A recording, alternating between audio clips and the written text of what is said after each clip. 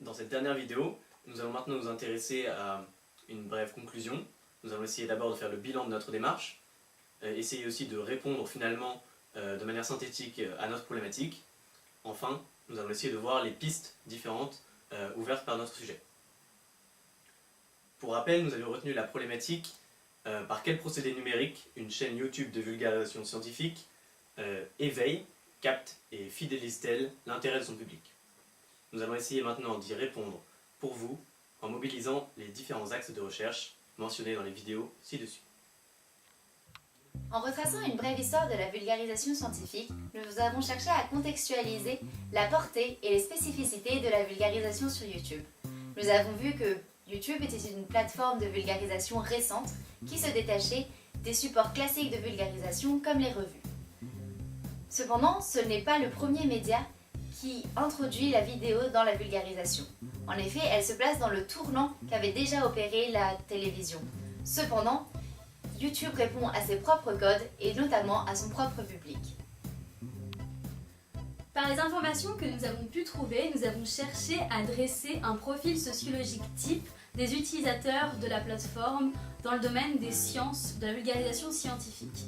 Donc nous avons pu relever que les youtubeurs étaient essentiellement des hommes âgés entre 18 et 35 ans. D'autre part, nous avons pu remarquer que le profil du public correspondait plus ou moins à celui des youtubeurs. Il s'agit essentiellement donc de jeunes de genre masculin.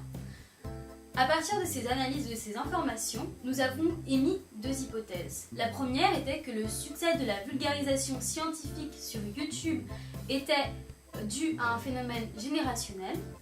Et la seconde hypothèse était que les inégalités de genre que l'on retrouve dans la société, essentiellement dans le domaine qu'on retrouve dans la société dans le domaine des sciences formelles, se retrouvaient sur la plateforme de YouTube par une sous-représentation des femmes dans le domaine des sciences.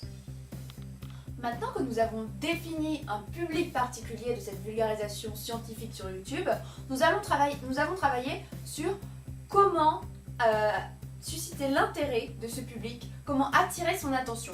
Et nous avons remarqué des nouveaux codes de langage et des nouveaux codes au niveau des images. Donc on avait par exemple l'humour, les petits clins d'œil, la proximité, les apostrophes. Et au niveau de l'image, tout un tas de mises en scène qui permettaient de faire de la vulgarisation scientifique sur YouTube quelque chose de presque artistique. YouTube n'est pas que la plateforme hébergeant le contenu de vidéastes créatifs. Il ne faut pas oublier que c'est avant tout une entreprise, rachetée par Google en 2006. Le modèle de la plateforme est donc publicitaire. Les annonceurs achètent de l'espace publicitaire à YouTube. L'activité des youtubeurs peut en effet être lucrative, même si ce n'est pas le cas de l'écrasante majorité d'entre eux. Peu à peu, les contenus ont été contraints de s'adapter à la publicité avec des vidéos dites ad-friendly. Face à l'augmentation du contenu clickbait, cependant, les gros vulgarisateurs scientifiques adoptent plutôt une stratégie de diversification de leurs sources de revenus, par exemple en utilisant des plateformes de microfinancement comme Tipeee, ou encore en faisant du merchandising. Pour les autres youtubeurs plus modestes, ayant moins de nombre d'abonnés et donc moins de revenus, c'est plutôt la passion qui va servir de moteur pour continuer sa chaîne. Dans un dernier temps, nous avons décidé de nous questionner sur la légitimité des youtubeurs. Nous avons vu qu'un vidéaste pouvait former une crédibilité scientifique au-delà de son parcours académique ou encore de ses diplômes. Sa relation avec des spécialistes ou encore des institutions permet d'asseoir sa crédibilité.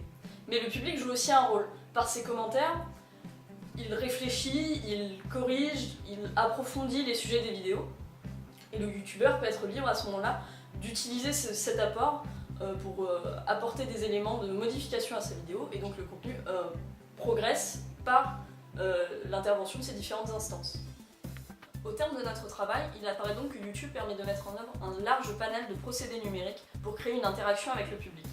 La vidéo permet aux youtubeurs de faire usage de procédés de mise en scène, par exemple, comme le décor, le montage, les costumes ou encore la lumière, ce qui permet de rendre son propos attractif. D'autre part, contrairement aux instances précédentes de vulgarisation, dans le cadre de YouTube, le youtubeur s'adresse directement à son public. En cela, le public forme une sorte de communauté autour de chaînes. Cela est favorisé par l'aspect social du réseau YouTube, qui permet le partage, les commentaires, et donc un lien privilégié entre le youtubeur et son public. Au-delà du propos scientifique, vient aussi se greffer d'autres champs caractéristiques de YouTube, comme l'humour, le divertissement, ce qui permet de fidéliser le public, qui s'attache aussi à la figure du youtubeur qui personnalise ses vidéos. Nous ne doutions pas à l'origine que notre travail allait permettre d'explorer des pistes aussi différentes. Nous avons effectué 3 entretiens avec une chercheuse de Paris 3, avec Dominique Cardon ou avec une vidéaste Castor Moser, qui ont permis de faire émerger des points de vue très différents dans notre travail. Ce travail a donc ouvert de nombreuses portes sur des problématiques qui touchent presque autant à la science qu'à la sociologie, à la linguistique ou encore à l'économie. De nombreuses questions restent cependant ouvertes sur le véritable impact qu'a YouTube sur son public. Actuellement, la pérennité même de la plateforme se pose avec la question de la législation européenne qui vise à encadrer davantage les droits d'auteur sur YouTube.